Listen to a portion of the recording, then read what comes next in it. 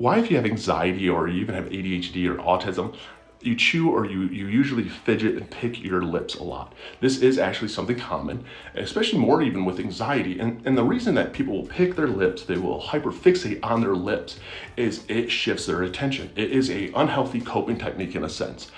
We have found that if we can feel the skin pulling away from our lips, we're biting on our lips, it's causing a little bit of pain. This whole hyperfixation mode switches here instead of everything that's going on around us, being overwhelmed by a ton of different people, being overwhelmed by asking questions. If we're ADHD, the overstimulation sometimes, being in an environment that's new, that anxiety, that nerves, it's very calming to us to, in some ways, self-harm, because it gives us a sensation somewhere that we can focus on and not have to pay attention to everything else around us and be completely overwhelmed.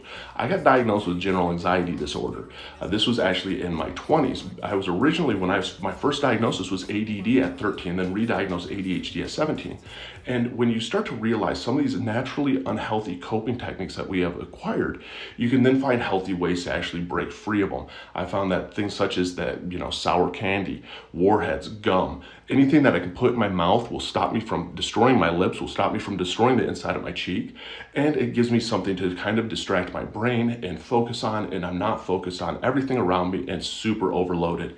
And that's why I share, is because a lot of times we are not taught some of the coping techniques that maybe could help us, and it is trial and error to find what works for you. So if you are struggling, try sour candy, try gum, try putting something in your mouth, even a sucker, that can help distract your thoughts and give you something to mess with in your mouth that isn't destructive to you, and who knows, it might work. And that's what it's all about, trial and error, until you find something that works for you.